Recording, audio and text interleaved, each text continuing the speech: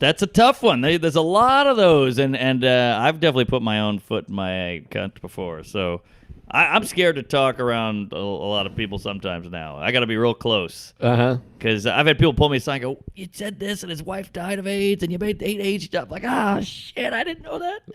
Oh, those are the worst. Oh, I've been in that so many times. I can't tell you, because I'll do the whole gamut: cancer, AIDS, miscarriage, pregnant, abortion, Ku Klux Klan, you name it. And then I hit somebody's bullseye. I'll tell you that.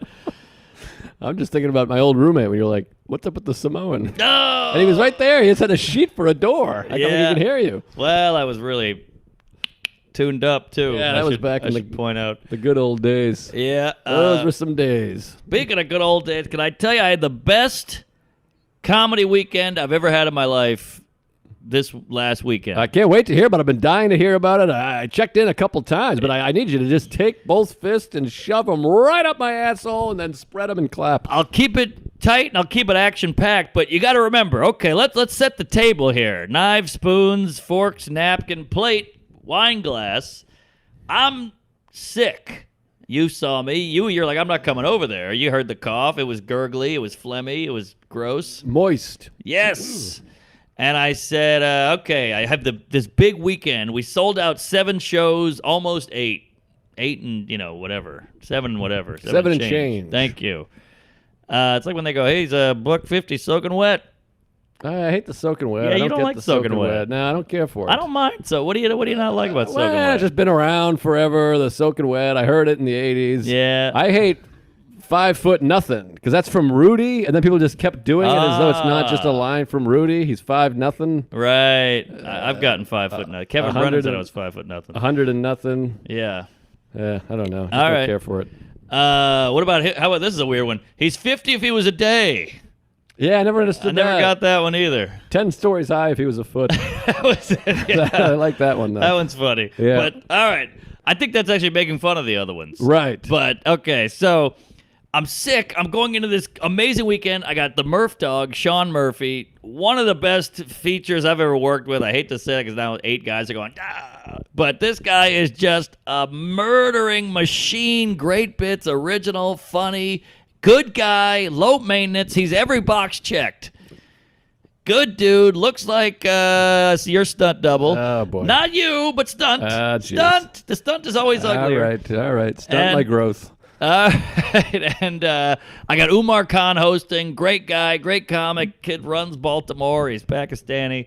Woo. And we just had one of those weekends, but it was like, all right, I'm sick, but I love Philly. It's like one of my favorite, probably is the favorite club. So you want to get after it, but then you got the Netflix in a week. I know. I'm literally shooting tomorrow. Ooh, isn't that crazy? It's wild. Yeah, I was there all day doing bullshit production. It's still not 100%. Still not? Yeah. 98 probably. Mm-hmm. My battery is charging. I'm almost there. Yep. So I go, all right, I can't drink, no booze, which is so hard, and no staying out late and skit sleep and kill the shows and work on your act. So I got to tell you, sober, I've never done a weekend sober in my life, I don't think. It was fun. Oh, it's good fun. You're present.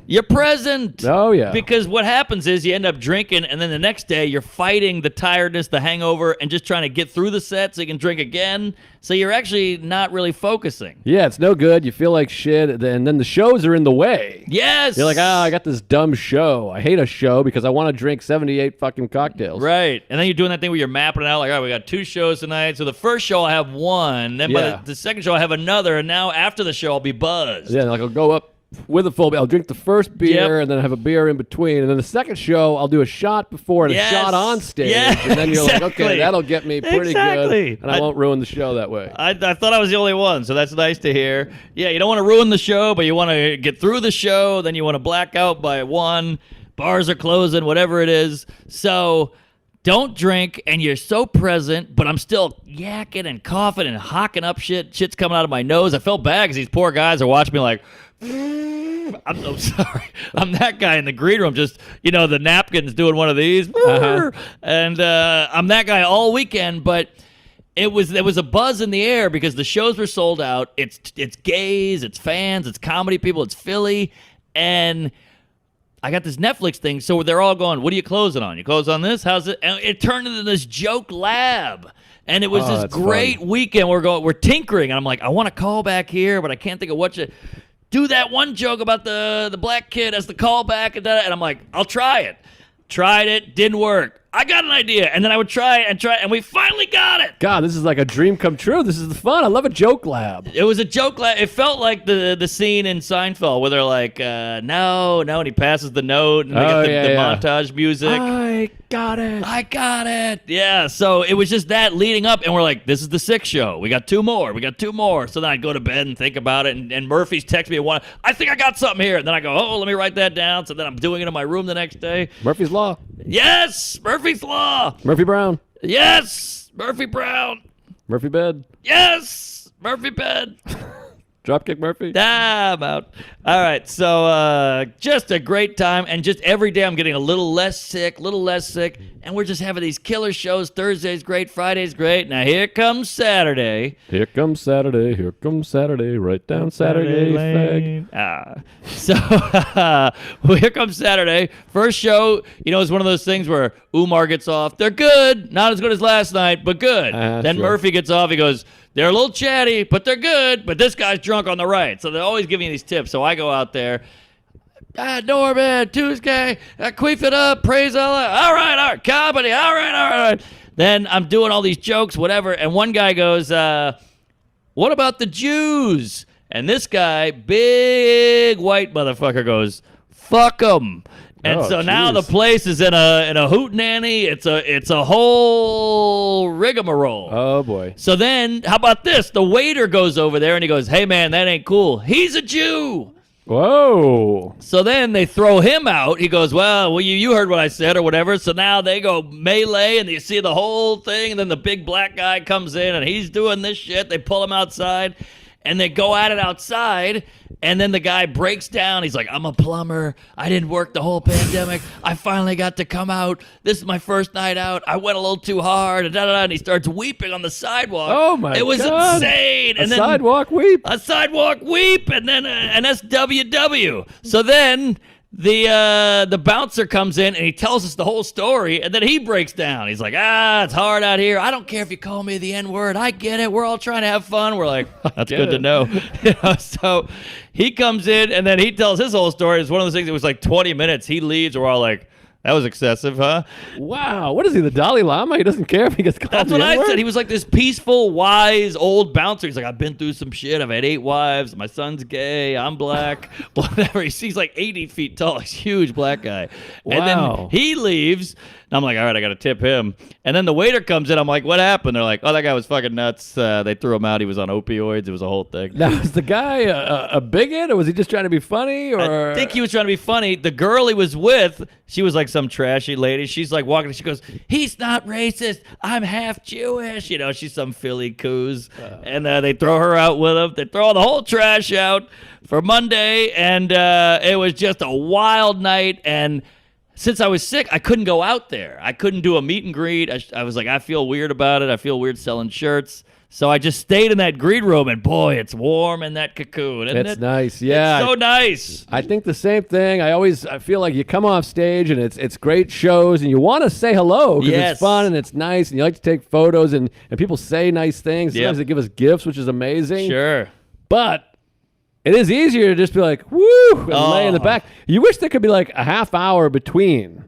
Where like you do the show and then you come down, you're thinking about this bit and that bit. I don't know about you, but my back is sore after. I carry the stress in my back because I'm tight and I'm like, that's crazy. Look at this guy. And afterwards I'm like, oh my God. And then you got to go right out there. Yes. Which is even more stressful because there's a lot of fucking numbskulls. Our fans are so nice. Yes. They go, I'm a huge gay. Tell Mark to blow me. Here's a gift card. Right. But then it's the non-fans. Yeah. You wish there could just be a thing. So you're standing out there and they go, you should keep it up or whatever. Right. Or like, that was pretty funny. Yes. And you're like, okay, thanks, sorry. One of those, we saw a guy here last week. He was a little better. What was his name? Harlan Williams. Man, he was amazing. You were all right. We saw Harlan Williams. Oh, my God. I was like, all right, we got it. And you got to sit there going, or else they go, this guy's a dick. We met him once. He was a cunt. We called him a fag, and then he yelled at us. What's his problem? Any slight teeterage from Smile, and they're like, whoa, sorry, Mr. Famous, I didn't know you were a thing. And I'm like, no, it's just, I don't know what to say. Yeah, they take it out of you. And then some will sit there for like 8 minutes, and you can see other people lined up waiting, and you have to kind of be like, there's other people. Yes. Oh, I didn't know you were a big Mr. Big Shot, so you gotta go wait for your fans. And I'm like, I just want to say hello. They're standing here trying to say hello. Yeah, there's 48 people waiting patiently, and the other line is forming for the next show, so it's not all about you there. It's the same guy with the overhead. You know, he's taking the whole plane is waiting, and he's going, let me get that wheel over, cock 1 inch over here. Hey, the 1 inch cock. I have one in my pants right now. Irish curse. So just a great weekend, and then we got 2 shows on Sunday. Now, I don't want to get too in the weeds here comedically, but just all great weekends, getting good sleep, taking some drugs, really snoozing. I'm sleeping to like 1. I mean, when's the last time you slept to 1? I mean, 1975. Yeah, probably. Same here. I never sleep. I'm just soaking it in. And Sunday comes around. Now you've done 6 hours under your belt. Tweaking, twerking, twooking. And then I don't know what kicked in, but I walked out. Mark Norman, you walk out there. Woo! I was just in it. I had the best set I've ever had in my entire life. Wow. Sunday? It felt Sunday first show. I was surfing. It was the wave. I was in the zone. I was riffing. I would go on like a 5-minute tear, and it would be hitting, and I got it all on audio. Wow, that's a good feeling. Oh man, all those thoughts you had, I just went off on like canceling and this, and it was all working, and it was like a therapy thing, and the bits were working, and I tied it all back in, and it was no fear. I had no fear because I had done 6 hours, and you're almost like sick of it. You're like, I don't even want to really be here. So then you have no inhibition. No inhibition. It's all about reps. I mean, that's the thing. I remember, end of 2019, I did 20 straight weeks in a row on the road. Right. It's like you go back, and then it becomes nothing. Nothing. That thing of like, hey, can you go do 50 minutes? Yeah, I'll be right back. Hold on. And then you just start, you're so loose, you know it so well. It's like the thing with like, they say about acting. You got to memorize your lines and then forget them. Right. So that way it's like, you know them, but you're not remembering them being like, the cat jumped over the asshole. You're just like, hey, the cat jumped up my asshole, you dirty motherfucker. And then people are like, oh my God. Yes, not so a perfect true. analogy, but you see what I mean. Great way to put it. It's the rep because it's got to be second nature. And then when it's second nature, you're not thinking about it. So you can think about other shit and you're just zooming. You're in the zone, you're queefing, you're quaffing.